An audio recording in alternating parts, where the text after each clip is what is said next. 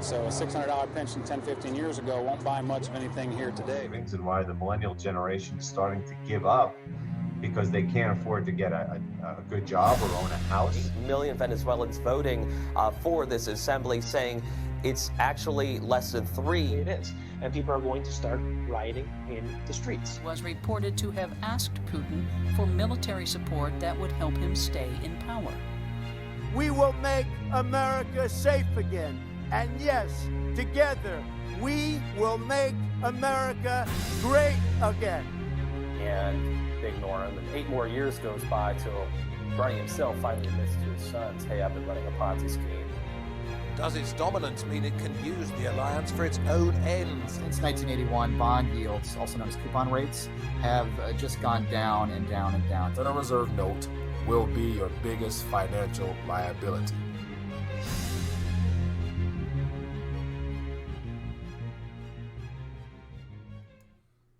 We are live. RTD Live Talk. It is Wednesday night, the 18th day of the month of September, and I running a little bit late, as you guys can see from the thumbnail. Had to put together a little artwork because I had a great question to put out there. And so from the very title of this stream tonight, will Jerome Powell be the last Fed chairman?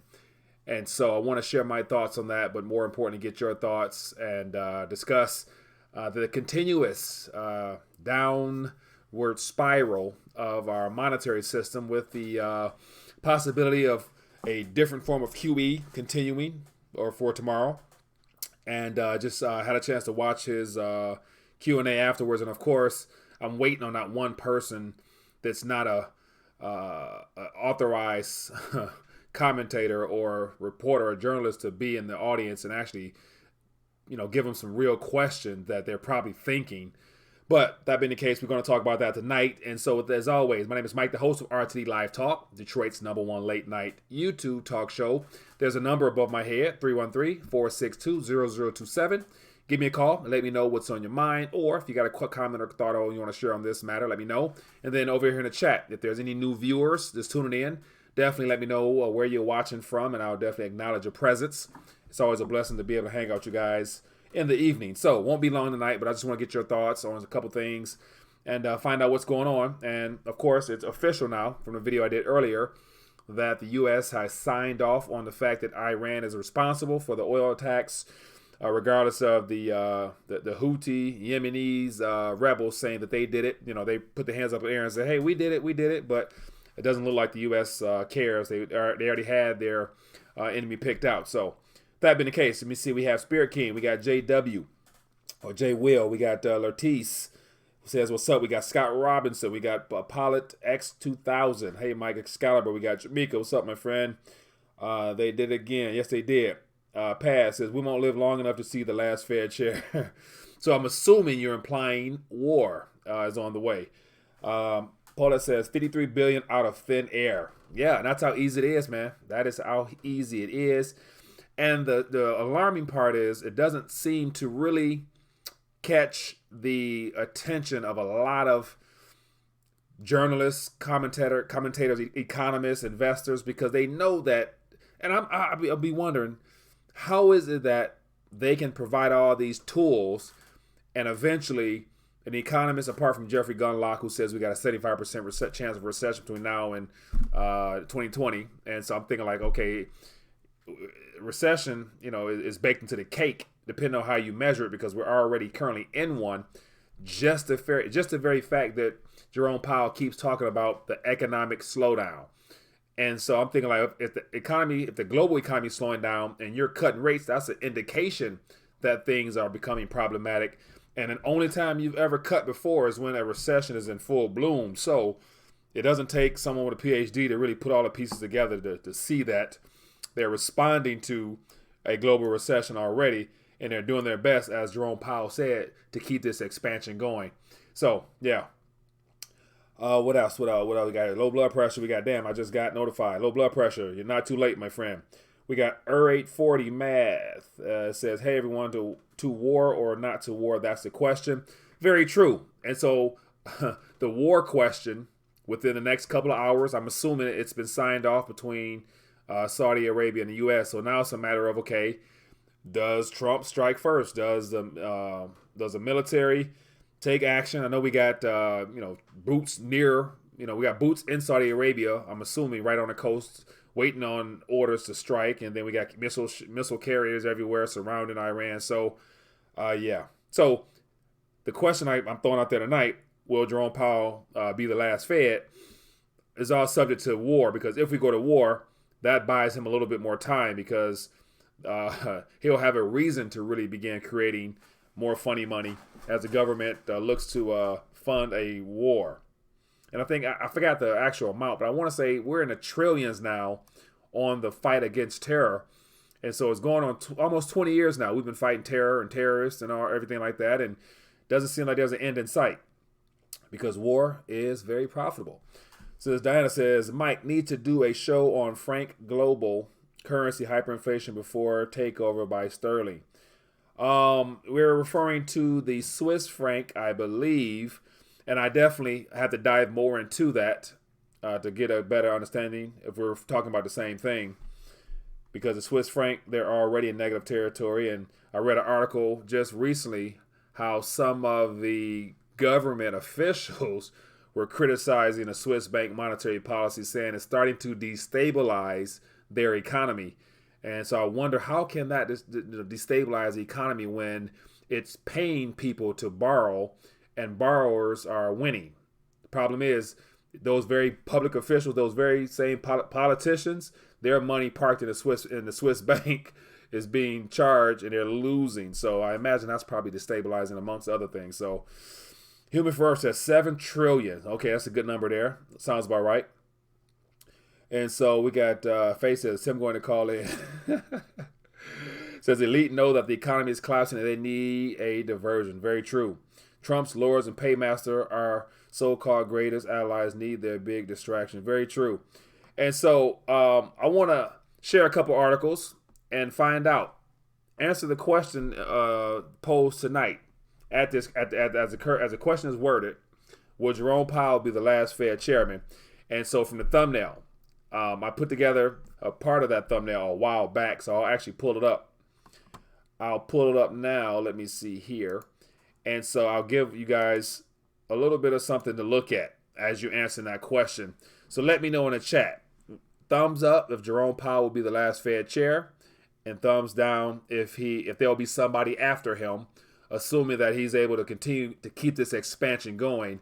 Because as you guys probably can't see, but as a part of the his little timeline, I got Fed chairman 2018 to the collapse. And so his tenure, he has another term, or not another term, but he has the length of President Trump. And so between remainder of this next coming year and the possible 4 years after that, I believe he's still holding down the ship. And so barring some type of global systemic event that would force Congress to address the problems that come from privatizing our money supply and everything that goes along with that, I think it's going to be hard for the Federal Reserve to keep face and the fact that the world could be collapsing and they are just hyperinflate, or they're just monetizing, printing to try to stabilize something, knowing that debt creation has never really sustained anything for long periods of time. So he might be able to buy himself a year or 2 or 3 into the full-fledged recession when it's publicly known and all the markets reflect it. But I think the toolkit they have could keep him in office a little bit longer. So just looking at some of the thumbs up, I got thumbs up, I got a thumbs down. And so for those that have a thumb down, feel free now to share your opinion. Give me a call or let me know in the chat as to why you think he will not be. So will he see out his remaining of his term? Will the economy last long enough for him to not be forced out? Because a part of my opinion, I'll share that with you now, is that I'm going to share another article with you. And so when I see stuff like this, where it says Trump hammers, we got a call, so let's see how this goes. So I'm trying to do something different with my audio tonight. So let me see if somebody's there. Or maybe not. So give me a call back. I'm trying to improve the quality of the call-in portion. So give me a call back and I will get you on here. But it says Trump hammers Fed, Powell for lack of guts and vision on rate cut. And so President Trump, apart from just being blunt and outright bold and saying zero or negative, once he's not really clearly defined what zero and negative would mean, other than keeping pace with other nations is already negative in the whole currency devaluation and weakening the dollar for the benefits of trade. Excuse me, Mr. called me back. And so what I'm trying to figure out exactly is how much longer do you think President Trump will continue to put up this, good guy, I guess he's a good guy, Jerome Powell's a bad guy narrative and just blowing up the Twitter scene? Because in this very article here, I'll thumb through it. His tweet here, it's well, yeah, like so. And I listen to Jay Powell. He was saying that him and the FOMC committee, they're not influenced by political yada yada yada. I'm thinking like, okay, definitely. You have to realize that you're being called out. Your family, the very Powell name, all your children, if you got grandkids, they're like, granddaddy, why does this guy continue to call you no guts and a bonehead and all these things right here? So Jay Powell and the Federal Reserve failed again. And so, of course, a lot of people, thousands of people shared their thoughts on that matter. And so, once again, I believe, this is my personal opinion, if the economy globally continues to squeeze in on the U.S. economy, and what I mean by squeeze in is saying that other banks continue to respond by dropping rates at a faster pace, because they're already, as Trump said, ahead of the curve, because they're already negative 10%, negative a quarter, and so they about to start stimulus outright in the EU area. And so beyond Japan, the EU, and of course China issues, Australia, they having a hell of problems over there. I appreciate my people in Australia that send me updates on the ban on cash there. They're really looking to press a bill. They're really looking to ram it through legislation over there to really enact the fact that cash will be, outlawed at a certain amount. So keep an eye on that. But yet, there's only so much that pressure from the outside that can really cause more of a slowdown and hinder President Trump's narrative that he tweets out every 2 days or every 24 hours about his strong economy and his numbers. All-time high unemployment, all-time this, all-time stock, all this all-time stuff in the midst of demanding zero interest rates or negative. So, conventional finance is already out the door. In my personal opinion, I'll stop ranting in a minute, but with the continuation of the dropping of rates and the additional tools that are now rolling out, the repo aspect of being able to lend within a 24-hour period, it looks like 3 straight days now. As of tomorrow, I think $85 billion, if I'm not mistaken, is ready to be rolled out for the financial dealers that need liquidity. And so I'm hearing all types of reasons as to why that is. And so, of course, I'll continue to dive into it more. But if you take a second here, let's get a call. Let's see if we can get this thing going. Hello, caller. What's your name? Where you calling from? Tim, Colorado. Tim from Colorado. How you doing, my friend? Good. I don't know what's going on, Mike, but I've been having trouble reaching you for a while. I mean, I called 2 times before this. Yeah. And the other night I called, it did the same thing. It says, I don't know, something about you're not available or something. So when I see a call and if I go to click on it and it drops, and I'm assuming the person hung up, whatever. So, but yet I got you here now, my friend. What's on your mind tonight? No, I'm letting you know it wasn't you. Oh, it wasn't me? Okay. Good deal. I appreciate that. Something's going on with the system, but I don't know what. But anyway. Yeah. Okay. I'm the asshole from Colorado, okay? So I want you to explain to everybody, what is a Ponzi scheme? What is a Ponzi scheme? A Ponzi scheme is... P-O-N-Z-I, yeah. Yeah, hold on 1 second. Somebody's saying the audio is low. Let me try to increase the audio on my side. Yeah. Let me see here. It says audio is too low. So I'm trying something different. Let me know. It's hard to hear. Okay, let me... Oh, sorry. I can hear you good. I have a bad... But just so you know, I'm in an area that I have a bad signal. But it's all good. Let me try something different. Hello? I'm here. All right, so let me try. So I thought that would work, but it didn't. Let me see if I can get you a little bit better on this one. All right, go ahead now. Okay. You say, what's the definition of a Ponzi scheme? Go ahead. Yeah, that's for you. Okay, so what's the definition of a Ponzi scheme? A Ponzi scheme is a illegal, let me see, I don't know the official definition, but an illegal scam or illegal activity that thrives upon the continuation of adding in new and deceiving new clients and stealing from them or whatever, and keeping it going by continuing to bring in more promising, payouts and stuff like that. Ponzi scheme. So that's my off the top of my head Ponzi scheme. Yeah. Yeah, I'm just trying to get you to educate all your listeners, yeah, which they probably already are, so they understand what a Ponzi scheme is. Yeah. Because you tell me that the Federal Reserve is not a Ponzi scheme. Oh, definitely. Definitely. I mean, everybody kind of got an idea that let me remove this.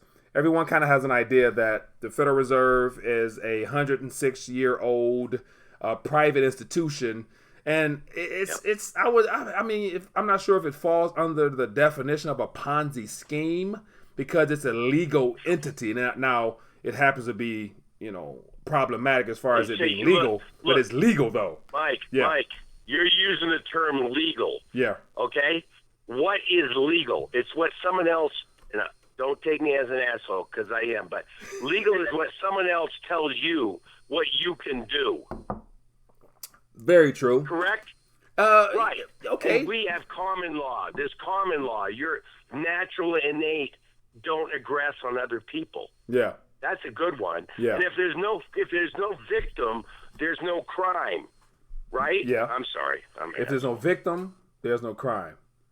Okay. That's right. I roll with that. Yeah.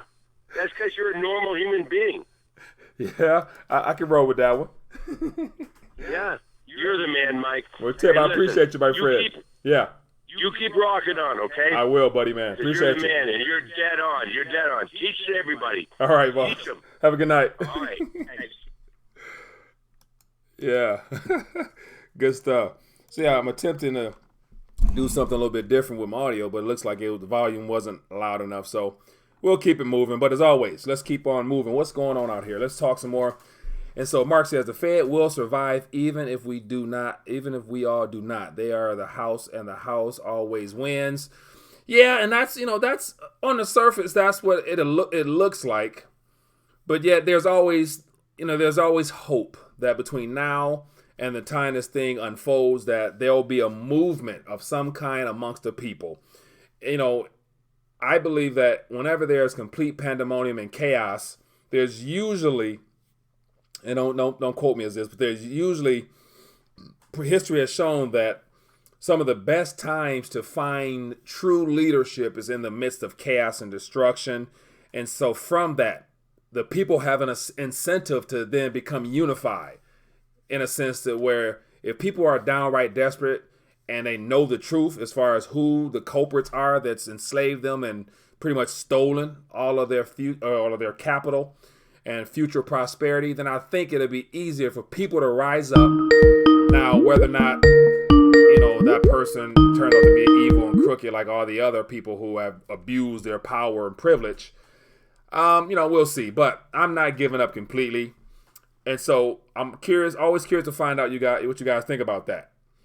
And so we got the capitalism all about debt. It didn't start that way, 1K baby. To my knowledge, and based upon my little brief knowledge of history, capitalism and you needed capital, you needed funds. And before credit was the primary way of funding things, people actually had to save up and utilize their savings for all types of activity in the economy. So it depended upon actual savings. But yet those days are long gone. Hello, caller. What's your name? Where you calling from? Hey, what's going on, Mike? This is Kenny from Pensacola, Florida. Kenny from Pensacola, Florida. How you doing, my friend? What's on your mind tonight? I'm doing well. I used to call a couple months ago, and I see like you leveled up. I see you on several doctors doing interviews and producing more content. So that's really, really good, man. Thank you, sir. I appreciate it. What's on your mind? Yeah, what you got for me? Yeah, I guess my question is like again about inflation and deflation. Mm-hmm. So when people get talking about this crisis, like do you feel like the Federal Reserve will allow deflation? Meaning, will the value of these precious metals go down? I was watching an interview on Silver Data with this guy named Harry Dent. Mm-hmm. And like he's talking about like silver going down or gold going down to $700. And like I find it hard to believe. I you know what I mean? And you got other people like Peter Schiff that's saying that the Federal Reserve is not going to allow deflation. They're going to print until the price is raised. They're not going to allow the stock market to go down. So I'm pretty much from you're like engulfed in all this stuff and talking to people. So what do you think is going to happen? Great question. I appreciate that. So in regards to Harry Dent, and even talking to Paul about that, and so Harry Dent, a lot of those people position their viewpoints in a controversial type of way so that they can rise to the top as far as their own particular message. So Harry Dent, he sells newsletters, and so his primary product is his information based upon his platform that he's built up for himself as the one that's able and willing to throw out bold and outrageous claims like that with not much evidence. So the only thing I tend to listen to is the demographic stuff. I'm really interested in the demographic stuff from Harry Dent. Beyond that, his pricing on things, I think is kind of irrelevant at the end of the day, because with what the monetary policy implies, there always needs to be more currency creation, which it can only cause inflation eventually. So all this monetizing is going to hit the streets one day, and therefore gold and silver have always held their value and they always prove to be great sponges to absorb the liquidity in all prior hyperinflations. Every single hyperinflation, gold and silver has always risen to the top as being a store of value. So whether it's 700, 1500, I personally don't care or listen to Harry Dent. I just, as I always say, get your weight up. And so my belief is it can't go much lower than the cost of bringing it out the ground before miners decide to say, hey, let's shut this down, creating somewhat of a metals crunch out there, because silver and gold are needed still, even though they're used in different ways. But I think Harry Dent is just selling wolf tickets. And so as this QE stuff ramps up even more, of course, the stocks always go up. And so one thing I did want to mention is that I believe that this next round of QE officially announced, or whether it's announced officially or not, equity markets will go up. The housing market might continue to inflate a little bit. So all the current asset bubbles might get a second chance or a second run up, which could buy time to keep this expansion going. Therefore, metals and cryptocurrencies might take a little bit of a dip or just stay stagnant at their current prices now. So I can see more easing causing all the institutional money to go back into the equities markets, because they know they're going to get free money now. And so, like I said last night, those that borrow and know what to do with that debt money can prosper. So if you know you can borrow at cheap cost and flip it and add some on top of your stack, you wouldn't necessarily want to buy cryptos or gold for protection, because you're using debt to your advantage. So I don't see them dropping, but I can see them stagnating and staying where they're at for another year or two, depending on how long this QE thing lasts, which to me is a great buying opportunity, because the more QE comes into circulation, the less purchasing power you're going to have with your currency, but the more opportunity you'll have to get metal and to do some speculative investing in the cryptocurrency market. So that's my thought. Okay, so you're saying that you believe that the metals will have an inverse correlation to equities, and you're not too worried about the whole deflation thing where gold will be an inverse to the dollar.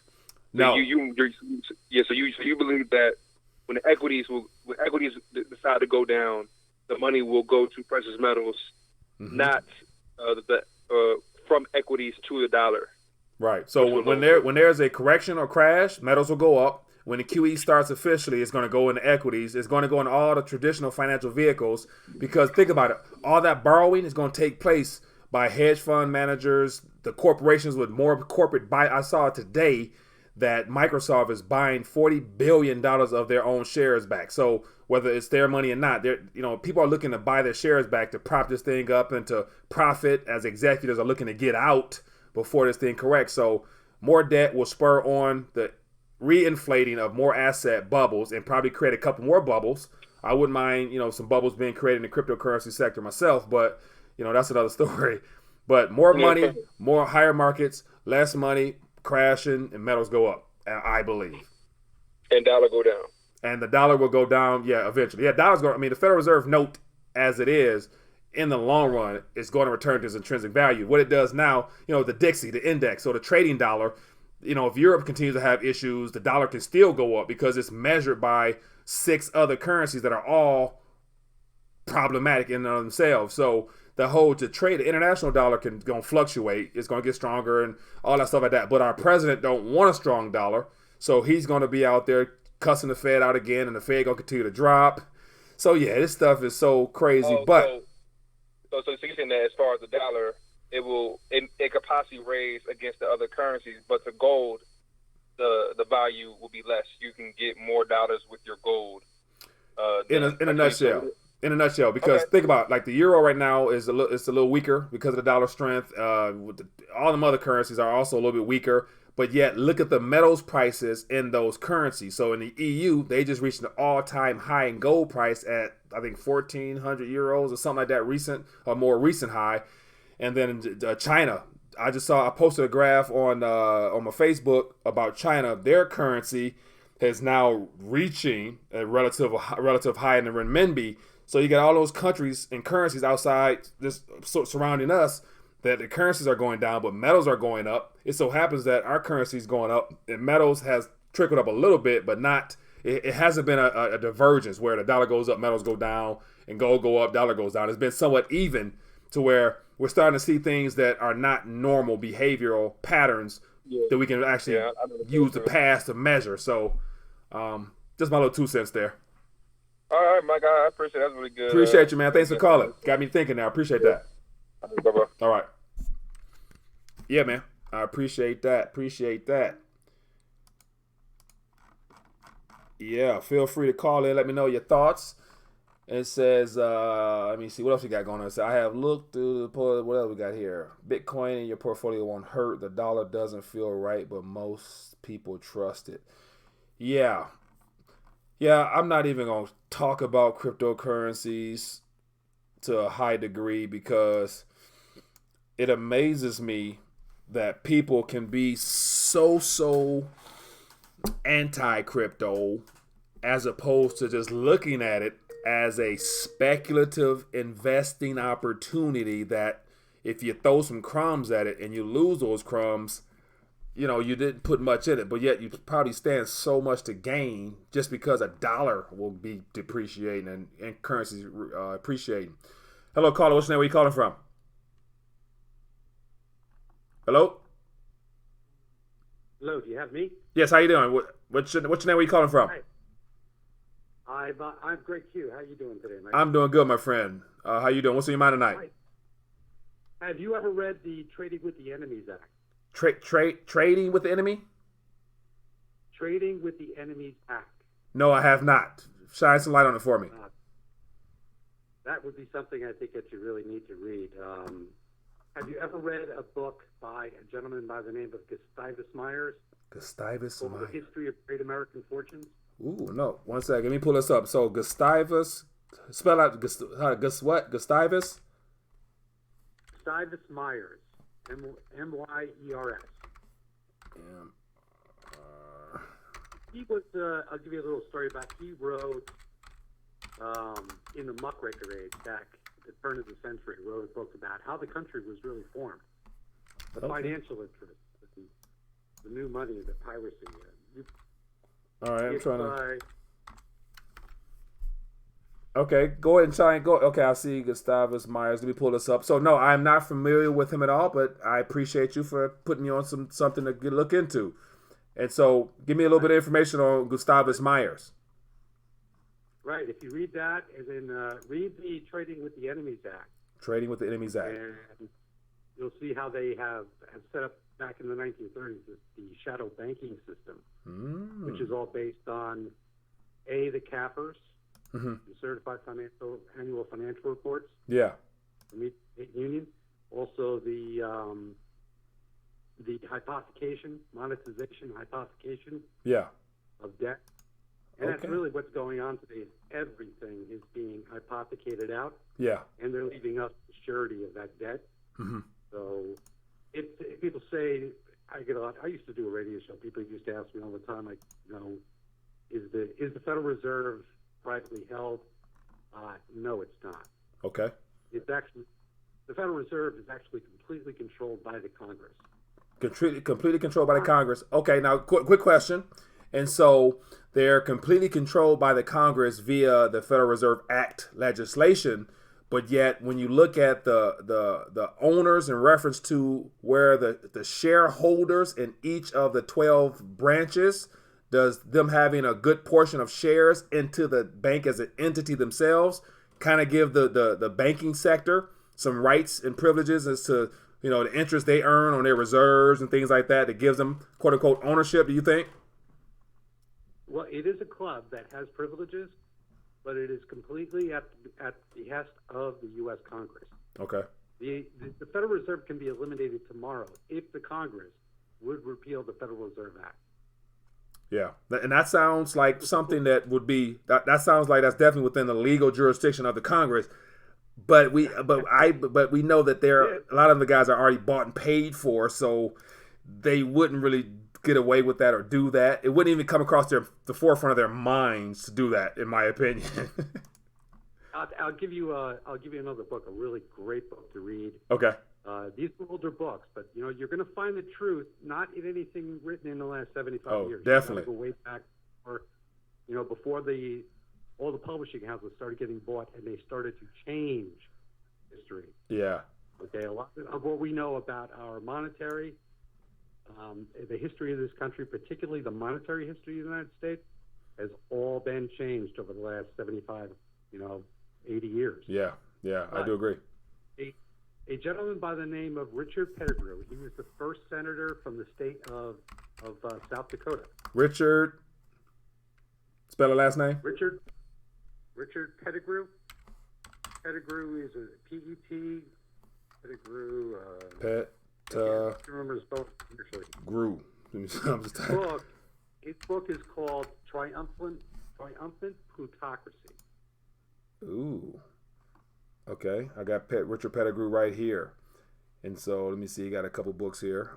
Let me see. Richard Pettigrew, professor, Bristol, University of Bristol people. Okay, shine a little light on what his message was and some of his background. Oh, if you want to know, if you think our system is corrupt, he really wrote a tell-all book, being a congressman and senator from South Dakota, of just all of the absolute graft, everything from the railroad interest to the steel interest, and how everything. When you read these books, you realize nothing really has changed. They've been pulling this fraud on us since the beginning. Okay. They're recycling. They're putting us through the rinse. Yeah. We don't know it. We think that this is something unique, but they've done this over and over again. Yeah. Hey, and, I don't doubt it. There's nothing new under the sun, just done a different way. The reason why I bring these books up, if you understand the game, then you'll understand how to place your bets. I like that. If you understand the game, you know how to place your bet. Oh, okay, that's a good one, my friend. Thank you.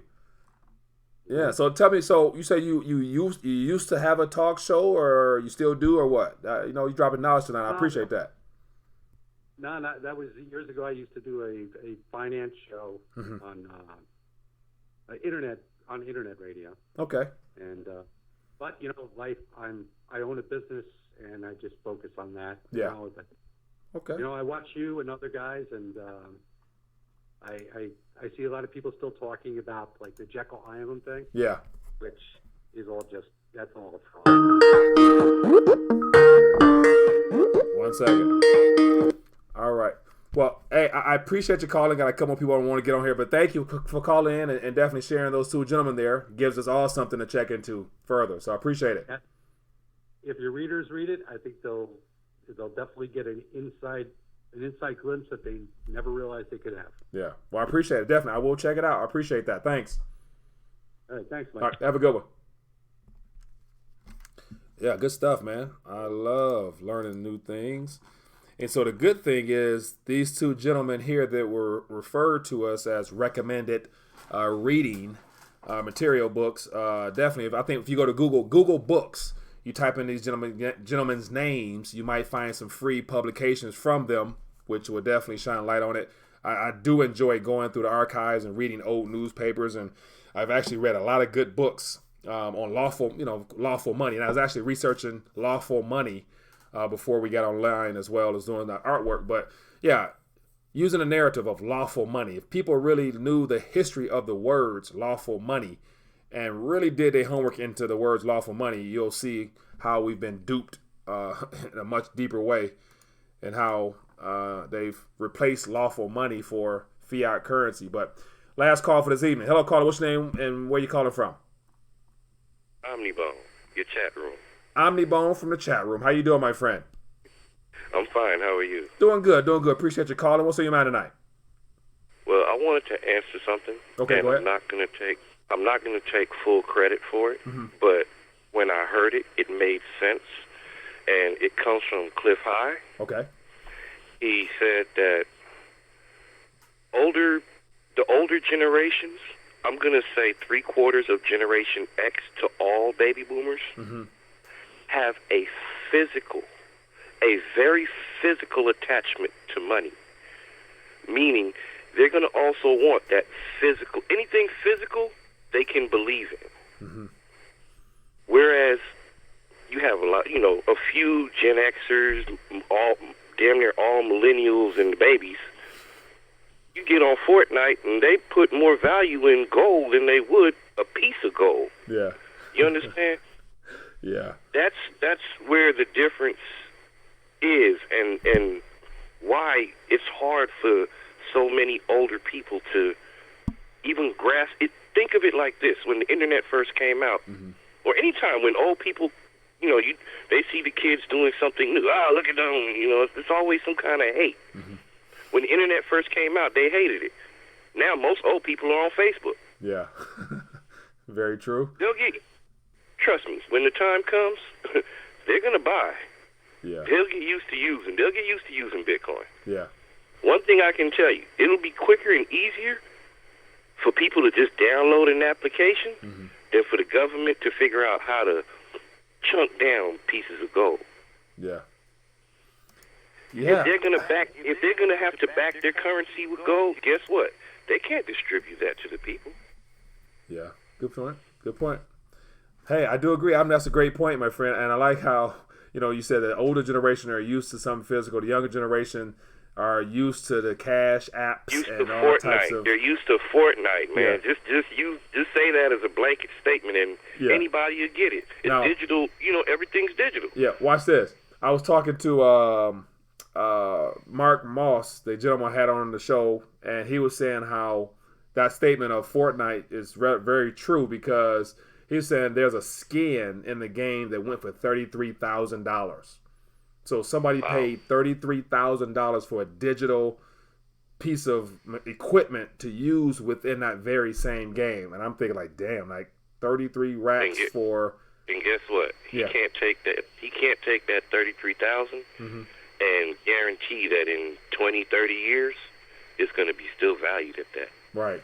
But Bitcoin, I can tell you, the supply is going down, the demand will increase, and that price will dramatically rise. Yeah, I do believe that, and so that's why I was mentioning prior to you calling about, me not really going back and forth with people saying Bitcoin, this is that, whatever. You have nothing, you have very little to lose if you throw in some crumbs, but you got a lot to gain when it appreciates, because it's going to appreciate nominally as a reflection of the currencies being devalued. So every fiat currency right now that's having issues in that country, Bitcoin has probably reached all-time highs already, and people are scrambling to try to get some in those countries. Venezuela, Argentina, Zimbabwe, South Africa, they're all going through issues, and Bitcoin prices steadily going up. So them crumbs double, triple, quadruple, and you put very little into it. So that's, I'm not going to argue that point anymore, but yeah. It's amazing, right? You got so many of these nations that are starting to get into the theory of blockchain and cryptocurrency. Yeah. And you still have so many people that doubt was right in front of their face. Yeah. Yeah, And it I mean, says in the I Bible, appreciate that, man. a lot of people will perish due to the lack of knowledge. Take time, spend $10. I'm pretty sure everybody that doubts it has at least bought a lotto ticket, gave a bum gave 10 bums $1. Yeah. If you can do that, you can afford to possibly invest in yourself. Yeah. Than just be ignorant. Yeah. That's all it is ignorance. Yeah. Hey, man, I appreciate the wisdom and knowledge, my friend. Appreciate you calling in, boss man. Yeah, man. Have a good one, Yeah, man. Thank you you too. for the show, man. I appreciate it. Thank All you. All righty, that is it for this evening, people. It's been fun as always hanging out, and so yeah, I'm gonna keep it at that. What else we got going on? So we're about to dial back. It's over 40 minutes, and so I wanted to leave you a last thought, give you something to look at one last time, and so this whole little visual aid here, Federal Reserve Chairman.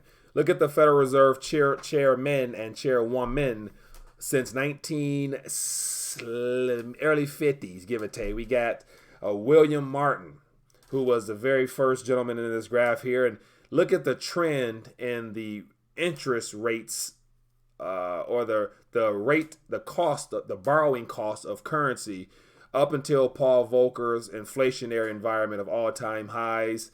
And then ever since Paul Volcker and that last 1980 inflation, they've been on a borrowing binge, the government referring to the government. And on that borrowing binge, as they borrowed more, the cost of borrowing has gone down and down and down to where we're at the point now where we're, a point and 3/4 away from zero.